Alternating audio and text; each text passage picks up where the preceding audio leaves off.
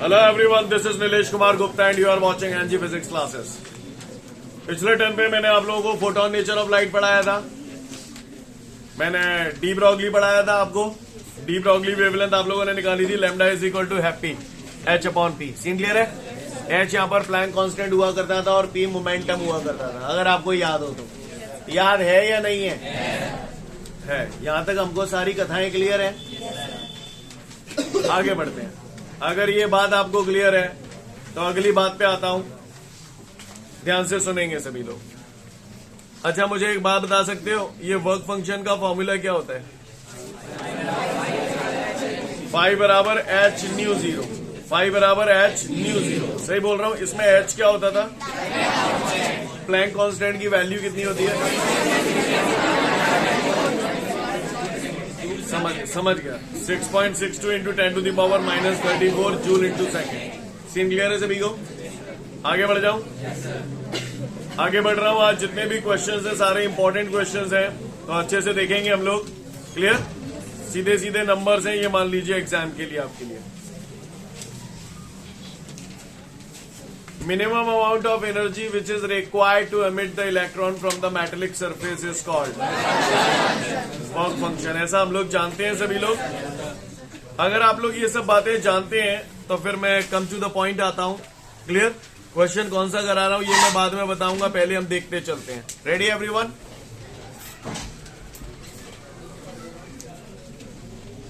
गाँव वालों, ये एक मेटेलिक सरफेस है. दिखाई दे रही है आप लोगों को मेटेलिक सरफेस? सभी लोग देख पा रहे हैं? yes, sir. इस मेटेलिक सरफेस पे मैंने लाइट रे डाली और यहां पर ये इलेक्ट्रॉन है. यहां पर ये इलेक्ट्रॉन है. तो जब मैंने ये लाइट रे डाली तो जाहिर सी बात है इस लाइट रे की कुछ ना कुछ एनर्जी होगी. ई एनर्जी है और ये एनर्जी इस इलेक्ट्रॉन ने एब्जॉर्ब की. इलेक्ट्रॉन इस एनर्जी को एब्जॉर्ब करेगा. क्लियर? एब्जॉर्ब करने के बाद ये इस एनर्जी को कंज्यूम करेगा. मैं इसके लिए एक सीधा सा एग्जाम्पल बताता हूं आपको. एक कहानी सुनाता हूं, उसको समझने की कोशिश करना तो पूरी कथा अपने आप खत्म हो जाएगी.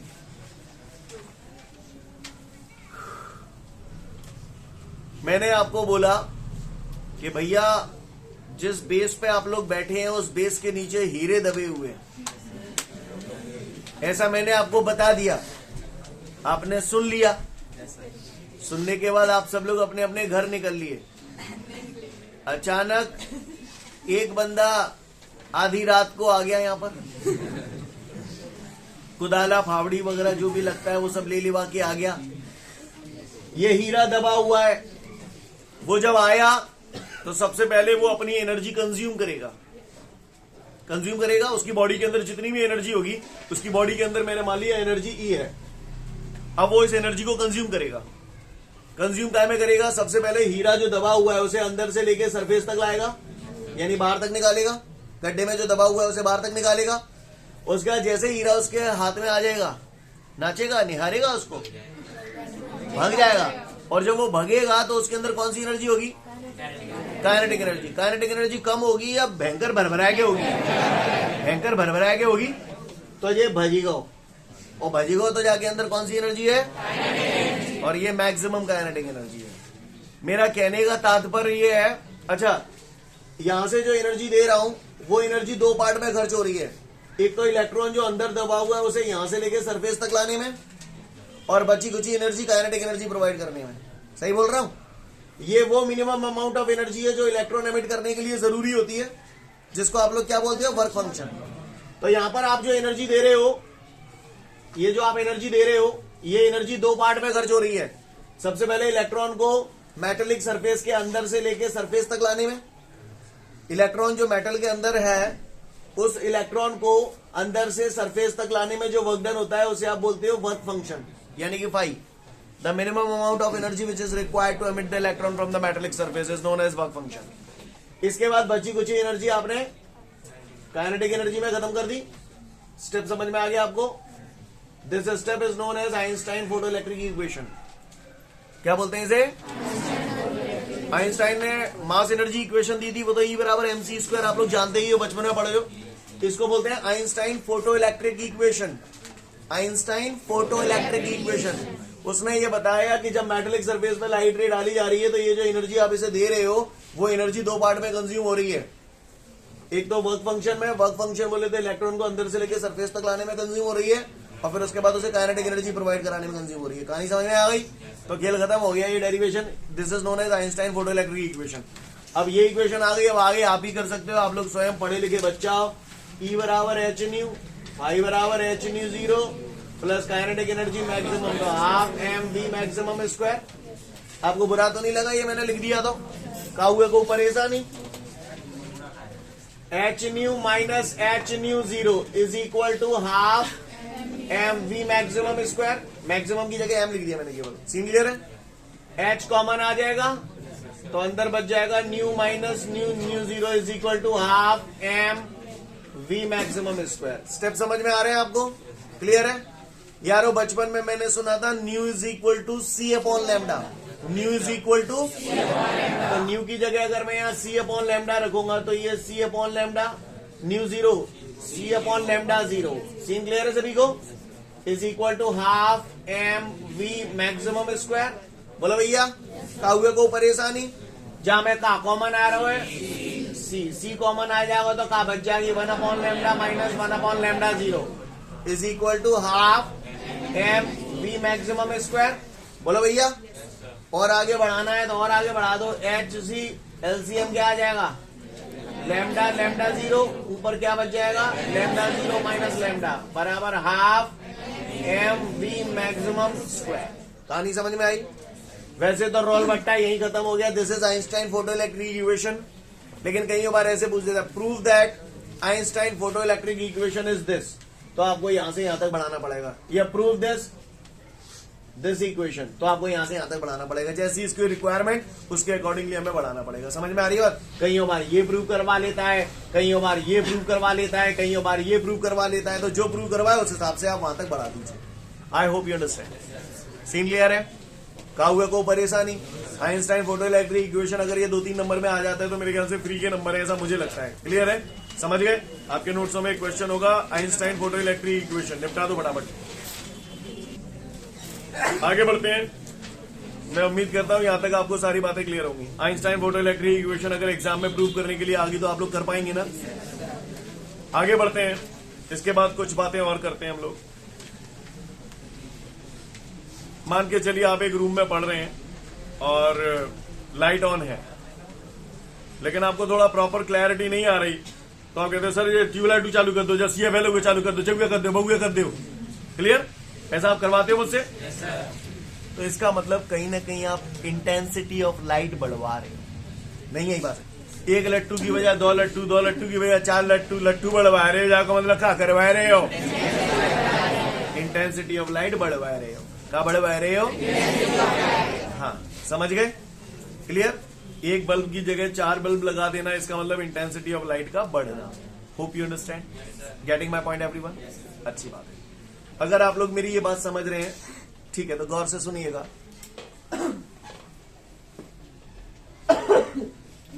ये एक मेटेलिक सरफेस है। क्लियर? ये एक मेटेलिक सरफेस है और इस मेटेलिक सरफेस के लिए मैंने बोला थ्रेशोल्ड फ्रीक्वेंसी 5 हर्ट्ज है। एक एग्जांपल दे रहा हूं आपको, ठीक है, उससे आप ज्यादा बेहतर समझ पाएंगे। मैंने बोला ये जो मेटेलिक सरफेस है इसके लिए थ्रेशोल्ड फ्रीक्वेंसी 5 हर्ट्ज है। ठीक है, अब इसको साइड में रखते हैं। ठीक है, मैंने आपको यही तो बताया था। मैंने एक दिन आपको इलेक्ट्रॉन एमिशन बताया था और उसके टाइप्स बताए थे, अगर आपको याद हो तो वहां पर मैंने आपको बताया था जब भी किसी मेटेलिक सरफेस पे लाइट रे डालते हैं तो उसके सरफेस से इलेक्ट्रॉन एमिट होने लगते हैं। ऐसे मैंने बोला था आपको, राइट? तो उस दिन तो इन शॉर्ट बताना था फोटो इलेक्ट्रिक एमिशन, तो मैंने आपको समझा दिया था। अब हम थोड़ा डेप्थ में चलते हैं। अगर हम ये सोचें कि यहाँ पर कोई भी लाइट हम डाल दें और इलेक्ट्रॉन एमिट हो जाए, तो ऐसा नहीं होता। ऐसा नहीं होता। अगर आप चाहते हैं कि इससे इलेक्ट्रॉन एमिट हो, अगर आप चाहते हैं कि इससे इलेक्ट्रॉन एमिट हो, तो इसके लिए जरूरी है कि जो इंसिडेंट लाइट है उसकी फ्रीक्वेंसी इस थ्रेशोल्ड फ्रीक्वेंसी से ज्यादा होनी चाहिए। क्लियर? अगर आप चाहते हो कि ये इलेक्ट्रॉन एमिट हो, तो यहां पर जो लाइट इंसिडेंट कर रहे हो ना, यहां पर जो आप लाइट इंसिडेंट कर रहे हो उसकी फ्रीक्वेंसी थ्रेशोल्ड फ्रीक्वेंसी से ज्यादा होनी चाहिए। यानी अगर मैं 7 हर्ट्ज की लाइट अगर इस पर डालूंगा तो इलेक्ट्रॉन एमिट हो जाएंगे। क्लियर है? नहीं है बात है? 6 की डालूंगा तो 5 की डालूंगा तो हो जाएंगे, 4 की डालूंगा तो नहीं होंगे। नहीं है बस है। किसी ने पूछा थ्रेशोल्ड फ्रीक्वेंसी होती क्या है, तो threshold frequency is that minimum frequency below which electron emission is not possible from the metallic surface. Threshold frequency is that minimum frequency below which electron emission is not possible from the metallic surface. Threshold frequency को हम लोग mu zero से represent करते हैं, जो अभी आपने थोड़ी देर पहले यूज भी की थी।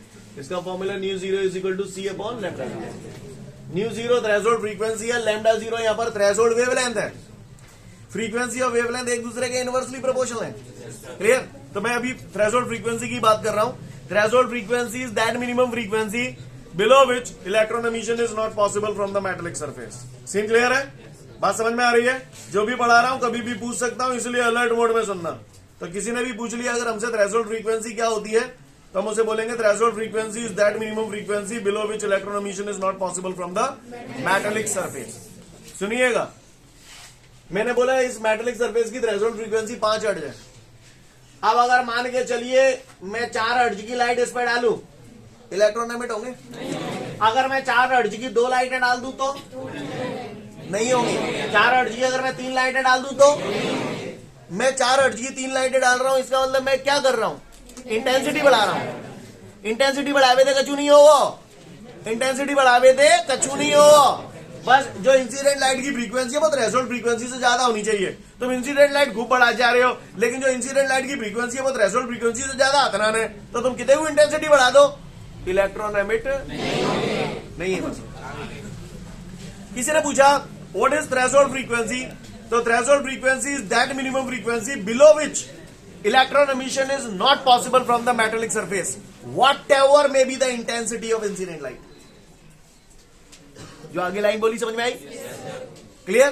Threshold frequency is that minimum frequency below which electron emission is not possible from the metallic surface whatever may be the intensity of incident light. Incident intensity of incident light आप कितनी भी बढ़ा दो कोई फर्क नहीं पड़ता। फर्क कब पड़ेगा? जब इंसिडेंट लाइट की फ्रीक्वेंसी थ्रेशोल्ड फ्रीक्वेंसी से ज्यादा होगी तो इलेक्ट्रॉन एमिट है पावेंगे, नहीं तो नहीं है पावेंगे। आप इंटेंसिटी ऑफ लाइट चाहे जितनी बढ़ा दो। आपको बात समझ में आई? तो किसी ने अगर मुझसे पूछा कि थ्रेशोल्ड फ्रीक्वेंसी क्या होती है, तो मैं उसे बता दूंगा threshold frequency is that minimum frequency below which electron emission is not possible from the metallic surface whatever may be the intensity of incident light. Scene clear है? अब कोई मुझसे पूछे थ्रेशोल्ड वेवलेंथ क्या होती है, तो उल्टा कर दो, फ्रीक्वेंसी और वेवलेंथ इनवर्सली है। Threshold frequency is that minimum frequency, तो threshold wavelength is that maximum wavelength. Threshold wavelength वो मैक्सिमम वेवलेंथ होती है कि उससे ज्यादा वेवलेंथ की लाइट अगर हम डालेंगे तो इलेक्ट्रॉन एमिट नहीं होंगे। क्लियर? अगर किसी ने पूछा थ्रेशोल्ड वेवलेंथ क्या होता है, threshold wavelength is that maximum wavelength above which electron emission is not possible from the metallic surface. Clear? इसको हम लोग लैम्डा जीरो से डिनोट करते हैं। आई होप यू अंडरस्टैंड। देखो पढ़ लो फटाफट इसे। तो हम लोग सभी लोग थ्रेशोल्ड फ्रीक्वेंसी और थ्रेशोल्ड वेवलेंथ समझ चुके हैं। सपोज करिए मैंने बोला ये मेटालिक सरफेस है, इसके लिए थ्रेशोल्ड वेवलेंथ 5000 एंगस्ट्रॉम है। कितनी है? और मैं चाहता हूं इलेक्ट्रॉन एमिट हो, तो यहां पर जो लाइट डालू उसकी वेवलेंथ 5000 एंगस्ट्रॉम से कम होनी चाहिए। आप समझ गए इसका मतलब है? क्लियर है सभी को? आगे बढ़ जाऊं? ओके। अगर आप ये बात समझ चुके हो तो फिर आगे की बात आपसे कहता हूं, ध्यान से सुनिएगा सभी लोग, ठीक है?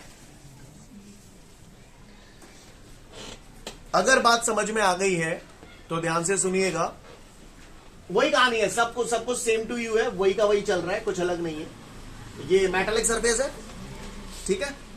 इस मेटालिक सरफेस में ये मैंने लाइट डाली। क्लियर?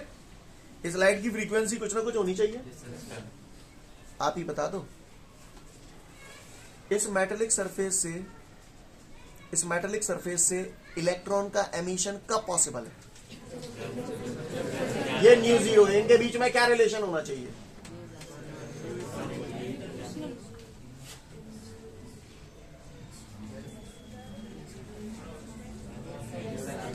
क्या है वो फैल गएगा है? नहीं है बात समझ में? ये इंसिडेंट लाइट है, इंसिडेंट लाइट की फ्रीक्वेंसी न्यू है। ये मेटालिक सरफेस है, इसकी हर मेटल की अपनी एक थ्रेशोल्ड फ्रीक्वेंसी होती है, इसकी थ्रेशोल्ड फ्रीक्वेंसी न्यू जीरो है। मैं चाहता हूं यहां से इलेक्ट्रॉन एमिट हो, तो इंसिडेंट लाइट की फ्रीक्वेंसी थ्रेशोल्ड फ्रीक्वेंसी से, यानी emission of electron from the metallic surface is possible only when the frequency of incident light is greater than the threshold frequency. जो बोला पल्ले पड़ा। अरे अव्याल में नंबर्स के फॉर्म में लिख रहा था तब तो आप झट से समझ गए थे। नंबर्स के फॉर्म में लिखूं फिर कहो तो लिख देता, नहीं कहो तो लिख देता। क्लियर है? The emission of electron from the metallic surface is possible only when the frequency of incident light is greater than the threshold frequency. Scene clear है? जो बोला पॉइंट समझ में आया? अच्छी बात है, अच्छी बात है, वेरी गुड, आप समझ गए। एक दिन मैंने आपको इलेक्ट्रॉन एमिशन पढ़ाया था और उसकी टाइप्स पढ़ाए थे, जिसमें से मैंने एक पढ़ाया था फोटो इलेक्ट्रिक एमिशन। तो फोटो इलेक्ट्रिक एमिशन में मैंने बोला था जब भी किसी मेटेलिक सरफेस में लाइट रे डालते हैं तो उसके सरफेस से इलेक्ट्रॉन एमिट होने लगते हैं। इस फिनोमेना को फोटो इलेक्ट्रिक एमिशन बोलते हैं और इस इफेक्ट को फोटो इलेक्ट्रिक इफेक्ट बोलते हैं। यहां पर जो इलेक्ट्रॉन एमिट होते हैं उसे क्या बोलते थे? फोटो इलेक्ट्रॉन बोलते हैं। यहां पर कौन सी एनर्जी में कन्वर्ट होती थी? सब पढ़ चुके हो, सब जानते हो। क्लियर? समझ गए? यानी आप लोगों को ये बात बहुत अच्छे से पता है, जब भी किसी मेटेलिक सरफेस पे लाइट रे डाली जाती है तो उस मेटेलिक सरफेस से इलेक्ट्रॉन एमिट होने लगते हैं। जो इलेक्ट्रॉन एमिट होते हैं उन्हें हम लोग फोटो इलेक्ट्रॉन कहते हैं। इसमें लाइट एनर्जी इलेक्ट्रिकल एनर्जी में कन्वर्ट होती है। इस पूरी कथा में जानता हूं, इस फिनोमेना को फोटो इलेक्ट्रिक एमिशन और इस इफेक्ट को फोटो इलेक्ट्रिक इफेक्ट बोलते हैं। अब थोड़ा सा डेप्थ में आते हैं। डेप्थ ऐसा कुछ नहीं है। यहां पर आप जो लाइट डाल रहे हो, यहां पर जो लाइट डाल रहे हो, तो आप कैसी लाइट डालना पसंद करेंगे? जिसकी फ्रीक्वेंसी कम से कम हो वो वाली, या जिसकी फ्रीक्वेंसी ज्यादा से ज्यादा हो? फ्रीक्वेंसी ज्यादा यानी वेवलेंथ, क्योंकि इनवर्सली होते हैं दोनों। कहने का तात्पर्य यह है कि जब किसी मेटेलिक सरफेस पे लो वेवलेंथ की लाइट डाली जाती है, क्या बोला मैंने? जब किसी मेटेलिक सरफेस पे लो वेवलेंथ की लाइट डाली जाती है, और यहां पर हम लोग लो वेवलेंथ के तौर पर ज्यादातर जो यूज करते हैं वो अल्ट्रावायलेट रेडिएशंस का यूज करते हैं। कौन सी रेडिएशंस का यूज करते हैं? आप लोगों को याद होगा मैंने इलेक्ट्रोमैग्नेटिक वेव्स में एक टेबल बनवाई थी, उसमें अल्ट्रावायलेट रेडिएशंस के यूजेस लिखवाए थे। वहां पर मैंने लिखवाया था इन फोटो इलेक्ट्रिक एमिशन। ये फोटो इलेक्ट्रिक एमिशन है, समझ? मैंने बोला था आपको एक समय आएगा, आज वो आ गया है समय, तो बच जाएगी। जब किसी मेटेलिक सरफेस पे लो वेवलेंथ वाली अल्ट्रावायलेट रेडिएशंस डाली जाती हैं तो उस मेटेलिक सरफेस से इलेक्ट्रॉन एमिट होने लगते हैं। This phenomena is called photo electric effect. जो इलेक्ट्रॉन एमिट होते हैं नोन एज कौन सी एनर्जी में? लाइट एनर्जी इलेक्ट्रिकल एनर्जी में कन्वर्ट होती है। तो फोटो इलेक्ट्रिक इफेक्ट समझ गए? ओके। फोटो इलेक्ट्रिक इफेक्ट में टोटल 4 लॉज हैं। पूछता है laws of photo electric effect, तो इसमें 4 लॉज हैं, एक एक करके हम देखेंगे। ठीक है? पहला लॉ ये मैं लिख चुका हूं आपके सामने ऑलरेडी, आप जानते, बाद में पढ़ना, जब टाइम दूंगा तब पढ़ना भी सुन लो केवल। तो पहले पॉइंट में आपने पढ़ा the emission of electron from the metallic surface is possible only when the frequency of incident light is greater than the threshold frequency. कहानी समझ में आई आपको? दूसरे पॉइंट में क्या कहा गया है इसको समझ लीजिए आप लोग। ये इलेक्ट्रॉन एनर्जी को एब्जॉर्ब करते हैं और उसके बाद भग लेते हैं। कौन? इलेक्ट्रॉन जो एमिट होते हैं, है ना? क्या लिखा है ये? काइनेटिक एनर्जी किसकी? एमिटेड इलेक्ट्रॉन्स की, है ना? तो kinetic energy of emitted electron, emitted electron is directly proportional to the frequency of the incident light. यानी इन इलेक्ट्रॉन की जो काइनेटिक एनर्जी होती है that is directly proportional to the frequency of incident light. यानी कहने का तात्पर्य है फ्रीक्वेंसी ऑफ इंसिडेंट लाइट अगर आप बढ़ाते जाओगे तो kinetic energy of the emitted electrons बढ़ती जाएगी। क्लियर? अगर फ्रीक्वेंसी ऑफ इंसिडेंट लाइट कम करोगे तो kinetic energy of the emitted electron, लेकिन फ्रीक्वेंसी इतने कम मत कर दी हो कि थ्रेशोल्ड फ्रीक्वेंसी इतने कम आ जाए, नहीं तो फिर इलेक्ट्रॉन ही एमिट नहीं होंगे। नहीं आई मेरी बात समझ? क्लियर? तो दूसरे लॉ में ये कहा गया कि kinetic energy of the emitted electron is directly proportional to the frequency of incident light. जब भी मैं कोई चीज पूछूं कि जैसे ये क्या है, तो काफी लोग ज्यादातर जो बोलते हैं वो केवल बोलते हैं फ्रीक्वेंसी, है ना? तो मैं ये बोलूंगा कि जब भी मैं इस टाइप से कोई भी चीज पूछूं तो जितना मैक्सिमम पॉसिबल हो आप लोग बढ़ा चढ़ा के बोला करो, सेंटेंस को खींच खांच के लंबा कर दिया करो। समझ में आ रही बात? इससे क्या होगा, जब आप ये टर्मिनोलॉजी आपकी क्लियर हो जाएगी तो डेफिनेशन बनाने में आपको दिक्कत नहीं आएगी, याद करने में आपको दिक्कत नहीं आएगी। क्लियर? फ्रीक्वेंसी तो है, लेकिन फ्रीक्वेंसी किसकी है? हाँ, ये क्या है? Kinetic energy of the emitted electron. Clear? तो सेकंड लॉ हमसे क्या कहता है? Kinetic energy of the emitted electron is directly proportional to the frequency of incident light. If frequency of incident light increases, kinetic energy of the emitted electron increases, decreases. खत्म कहानी. Scene clear है? आगे बढ़ता हूं. तीसरा point हमसे ये कहता है number of electrons emitted. Number of electrons emitted is directly proportional to the intensity of incident light. Number of electrons emitted is directly proportional to the intensity of incident light. यानी कहने का तात्पर्य यह है, अगर आप चाहते हैं कि नंबर ऑफ इलेक्ट्रॉन ज्यादा से ज्यादा एमिटेड हो, तो उसके लिए इंटेंसिटी ऑफ लाइट बढ़ाते जाओ. इंटेंसिटी ऑफ लाइट जितनी ज्यादा बढ़ाते जाओगे, नंबर ऑफ इलेक्ट्रॉन्स एमिटेड उतनी ज्यादा बढ़ते जाएंगे. लेकिन ये जरूरी है, इंटेंसिटी तो बढ़ा रहे हो, लेकिन जितनी भी इंटेंसिटी बढ़ा रहे हो सबकी फ्रीक्वेंसी थ्रेशोल्ड फ्रीक्वेंसी से ज्यादा होनी चाहिए. तुमने जो सोचा केवल इंटेंसिटी तो तुमने बढ़ा दी, लेकिन फ्रीक्वेंसी थ्रेशोल्ड फ्रीक्वेंसी से कम है, तो इलेक्ट्रॉन एमिट नहीं होंगे. नहीं है मेरी बात समझ से? क्लियर है? तो number of electrons emitted is directly proportional to the intensity of incident light. Kinetic energy of the emitted electron is directly proportional to the frequency of incident light, and emission of electron from the metallic surface is possible only when the frequency of incident light is greater than threshold frequency. तो चार डंडा लेंगे आप लोग. Thank you everyone. बचपन में आप खो खेले होंगे. खो खेलो. एक भैया तो आवा तो एक के पीछे बैठ जाते हैं, कहता खो, तो दूसरा खो बोलो. ऐसा ही होता है ना? ऐसा ही होता है. ऐसा होता ना बाने आके कहीं खो बैठ जाए, चाय नाश्ता कर ले फिर जाएंगे. ऐसा तो नहीं होता ना? ये एक इंस्टेंटेनियस फिनोमेना. इतने वो आके बैठो नहीं, दूसरा निकलो नहीं. सही बोल रहा? Scene clear? मेटेलिक सरफेस पे लाइट के गिरने इंसिडेंट हो गई. यहां पर गौर से देखिए इस पॉइंट को. उसके बाद यहां से यहां तक का प्रोसेस और फिर यहां से यहां तक का प्रोसेस, और यहां पर इलेक्ट्रॉन एमिट हो गया. लाइट के गिरने और इलेक्ट्रॉन के निकलने के बीच का ये जो टाइम गैप होता है वो ऑलमोस्ट 0 होता है. Clear? There is no time lag between incident light and emission of electron. यानी कहने का तात्पर्य यह है कि इतने लाइट आई नहीं कि इतने इलेक्ट्रॉन जस्ट गो, इलेक्ट्रॉन गो. नो है? क्लियर है? समझ गए? अगर किसी पट्टे ने मुझसे पूछ लिया फोटो इलेक्ट्रिक एमिशन क्या होता है, तो समझ गए. जब लो वेवलेंथ की अल्ट्रावायलेट रेडिएशन किसी मेटेलिक सरफेस पे डाली जाती है, तो उस मेटेलिक सरफेस से इलेक्ट्रॉन का एमिट होना is known as photo electric emission. जो इलेक्ट्रॉन निकलते हैं फोटो इलेक्ट्रॉन, इस इफेक्ट को बोलते हैं फोटो इलेक्ट्रिक इफेक्ट. इसमें लाइट एनर्जी इलेक्ट्रिकल एनर्जी में कन्वर्ट होती है. इसके 4 लॉज हैं. पहला, एमिशन इलेक्ट्रॉन का तभी पॉसिबल है जब frequency of incident light is greater than the threshold frequency. दूसरा, kinetic energy of the emitted electron is directly proportional to the frequency of the incident light. बढ़ेगा घटेगा. Number of electron emitted is directly proportional to the intensity of incident light. बढ़ेगा घटेगा. नहीं है बात. और चौथा है, there is no time lag between the incident light and emission of electron. Listen. कोई जो बोले इंटेंसिटी ऑफ इंसिडेंट लाइट बढ़ा दूं तो kinetic energy of emitted electron no change. जाते कोई लेना देना नहीं, और जाते कोई लेना देना नहीं. ये दोनों अपने आप में इंडिपेंडेंट. ओटी खूब पूछे जाते हैं, अड़ के आते हैं. जो पूछेगा if the frequency of the incident light increases, number of electrons emitted, तो बोला नो चेंज, वही रहेंगे. को बोलेगा intensity of incident light increases, kinetic energy of the emitted electron. और अगर को पूछे intensity of incident light increases, number of electron emitted, आगे ऐसे बोलिए. समझ गए ना? पक्का. फोटो इलेक्ट्रिक इफेक्ट पढ़ लें, और फोटो इलेक्ट्रिक इफेक्ट के बाद ये laws of photo electric effect. 2 से 3 मिनट का समय कनपटी बोलेंगे. इसके बाद हमारे सामने अगला क्वेश्चन है, define photo electric cell and its uses. सुनो. नाम में खोजा फोटो इलेक्ट्रिक सेल. बताओ कौन सी एनर्जी कर. नाम से पता चल रहा है photo electric cell. Photo electric, photo माने लाइट, इलेक्ट्रिक यानी electrical energy.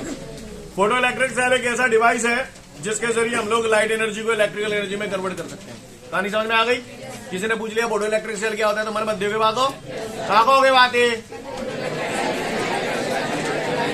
Which convert the light energy into electrical energy. अब इसका यूज कहां किया जाता है, इसके एप्लीकेशंस क्या हैं? तो इसका जो यूज हम लोग करते हैं ऑटोमेटिक डोर्स में करते हैं. बड़े बड़े शॉपिंग मॉल्स वगैरह में आप लोग जाते हो तो आपने देखा होगा गेट के सामने जैसे ही आप पहुंचते हैं ऑटोमेटिकली डोर ओपन हो जाता है. क्लियर है? स्ट्रीट लाइट्स में यूज करते हैं. बड़े बड़े शहरों में खंभों पे जो लाइट लगी रहती है, तो जो एनवायरमेंट की जो लाइट है, अगर डार्कनेस ज्यादा हो जाती है तो वो ऑटो ऑन हो जाती है, अपने आप ऑन हो जाती है और अपने आप ऑफ हो जाती है. क्लियर? ऑटोमेटिक स्ट्रीट लाइट जो होती हैं उनमें फोटो इलेक्ट्रिक सेल का यूज किया जाता है। फोटो इलेक्ट्रिक काउंटर्स में इसका इस्तेमाल किया जाता है। काउंटर यानी गिनना, बैंकों में नोट गिनने की मशीन होती है, उनमें फोटो इलेक्ट्रिक सेल्स का इस्तेमाल किया जाता है। कहानी समझ में आ रही है मेरी? In the exposure meter of camera, camera में आपने देखा होगा जब भी आप स्नैप लेते हैं, फोटो खींचते हैं, तो जब आप फोटो खींचते हैं तो कैमरे का शटर खुलता है और सामने वाले पे फ्लैश गिरता है, लाइट गिरती है। एक्चुअली होता क्या है मैं आपको बताऊं, थोड़ा हम डेप्थ में जा रहे हैं, आपको इतना डेप्थ में जाने की जरूरत नहीं, आप तो इतना बोलते हैं ना in the exposure meter of camera. पर एक्सपोजर मीटर होता है क्या है वो मैं आपको बता दूं। एक टेक्निकल टर्म होती है time of exposure. Time of exposure वो टाइम होता है जितने टाइम के लिए लाइट सामने वाले पे गिराई जाती है जिसका फोटो खींचना है। किसी भी बंदे का फोटो खींचना है तो उस पर जो लाइट गिराई जा रही है, जितने टाइम के लिए गिराई जा रही है, उसको बोलते हैं टाइम ऑफ एक्सपोजर। कैमरे में एक डिवाइस होता है, एक्सपोजर मीटर बोलते हैं। उसका काम क्या है इसको समझो।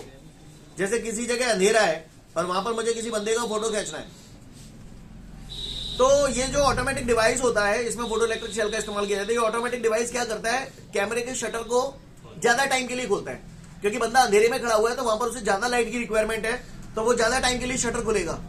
क्लियर? लेकिन अगर मान के चलो किसी जगह इंटेंसिटी ऑफ लाइट ऑलरेडी बहुत ज्यादा है, प्रॉपर है, वहां बहुत ज्यादा लाइट की जरूरत नहीं है, तो वहां पर जो कैमरा खुलेगा वो कम टाइम के लिए खुलेगा। अब किस जगह कितने टाइम के लिए खुलना है, इस बात का ऑटो कंट्रोल होता है with the help of photo electric cell. समझ में आ रही बात? इसलिए बोला गया in the exposure meter of camera. कहानी समझ में आ रही है? साउंड को रिप्रोड्यूस करने के लिए भी हम लोग इनका इस्तेमाल करते हैं। क्लियर है? तो फोटो इलेक्ट्रिक सेल के यूजेस आ गए, तो 2-3 यूज आपको याद रहेंगे, फटाफट पढ़ लो, समझ जाओगे। इसका यूज थीफ अलार्म में भी करते हैं हम लोग। पिक्चर देखिए, तो उसमें धूम में आपने देखा होगा जब वो वैन में जा रहा होता है और लाइट रेस गिर रही होती हैं, जिस चीज को वो चुराना चाहता है उसमें लाइट रे गिर रही होती है, अगर वो उसके बीच में आ जाएगा, सिग्नल ब्रेक हो जाएगा और सायरन बजने लगेगा, तो वहां पर जिस डिवाइस का इस्तेमाल करते हैं वो फोटो इलेक्ट्रिक सेल होता है। समझ में आ रही है मेरी बात? क्लियर? पिक्चर वो देखी होगी आपने, बड़े मियाँ छोटे मियाँ, नहीं ये बात समझ गए ना? तो photo electric cell scene clear है? काहुए को परेशानी कर पाएंगे? ठीक है, तो फिर आज के लिए पर्याप्त, कल फिर मिलते हैं। Thank you everyone, have a great day to all of you guys. जय हिंद।